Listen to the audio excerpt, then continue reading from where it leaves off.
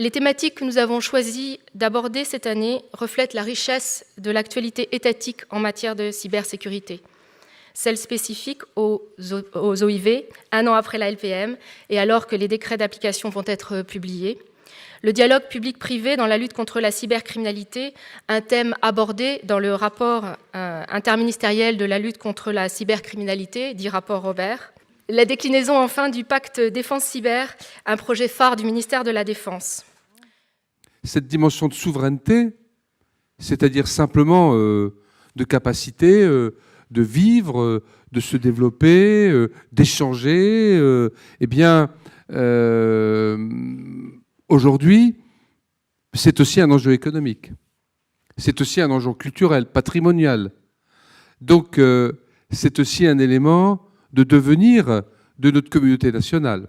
À chaque fois qu'il y a de nouvelles technologies qui arrivent, qu'il y a de nouveaux moyens de contrôle ou de moyens de liberté, eh bien, il y a un affrontement entre les détenteurs ou les défenseurs de la liberté et de la sécurité. Je pense que pour la première fois de notre histoire, nous devrions mener ce débat ensemble, parce que la souveraineté et la liberté des citoyens à disposer eux-mêmes d'une privacité et de données personnelles protégées va avec aussi la protection de l'État, la protection de la puissance publique et la protection aussi de nos industries. Et aussi, j'espère pour mon pays, et même pour mon continent, que nous serons à la pointe de la révolution économique et industrielle qui vient, et elle passe par le numérique, et donc elle passe aussi par les enjeux de cybersécurité.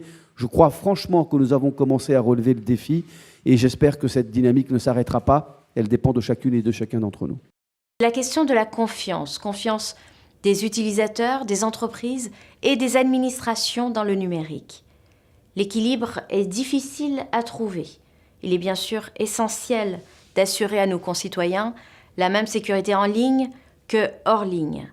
Et la certitude qu'un individu peut avoir que ses données seront protégées, mais également que les délinquants qui le menacent seront poursuivis, contribue grandement à la confiance des utilisateurs d'Internet.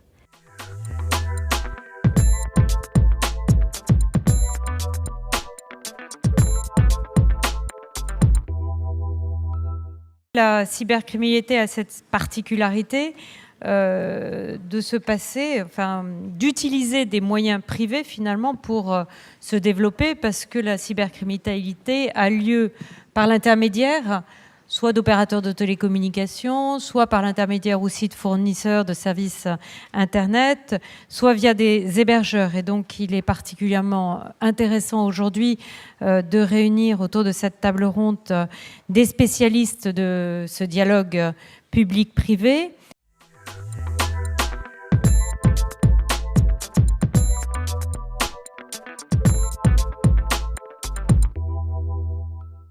Ce que nous constatons, c'est que les stratégies militaires elles-mêmes intègrent de plus en plus, comme un mode d'action à part entière, le sabotage, le mensonge numérique à grande échelle, la manipulation de l'information, la propagande à travers la manipulation des réseaux sociaux, afin de déstabilisation des États.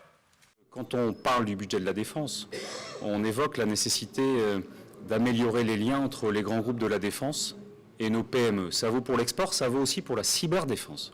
Et je suis très attentif aux stratégies partagées entre grands groupes et PME et la nécessité pour les uns et pour les autres de travailler ensemble. Encore une fois, je le vois sur mon territoire. Je vois les dynamiques qui se mettent en place dans le pays. Je pense qu'on doit encore accélérer. Nous avons une vraie volonté et quasiment une obligation d'aller sur le cyber. Dans la LPM, je rappellerai que c'est 1 milliard d'euros qui a été prévu, avec des postures de défense qui sont pilotées dans l'ensemble par l'ENSI, et dire qu'aujourd'hui, c'est une obligation. Le monde évolue, le monde avance, le monde bouge, et le cyber est une des composantes des difficultés que nous pourrions avoir.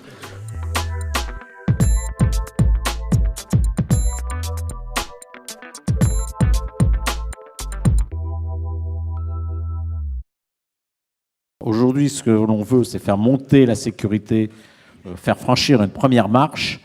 Donc définir des règles simples qui sont applicables dans des conditions financières et des conditions humaines qui soient raisonnables. Et donc ça ne peut se faire qu'avec les OIV, et sans eux, on ne pourra rien faire. Un point à cibler, c'est le développement de certains outils où nous sommes parfois obligés de nous adosser à un opérateur privé, une entreprise privée, et on se fait souvent piéger par le code des marchés, où effectivement on s'adosse à cette entreprise, ensuite on a un prototype, on a un feedback, et ensuite quand on veut passer à la phase achat, finalement on a un avantage qui a été concédé à une entreprise, et cela nous pose un problème pour aller plus loin. Donc le but de ce pacte, et c'est bien ce qui est en train de se faire, c'est de mobiliser l'ensemble des énergies du ministère pour aboutir à faire de ce domaine une réelle priorité. Dans ce domaine-là, le chantier le plus compliqué, c'est le chantier des ressources humaines.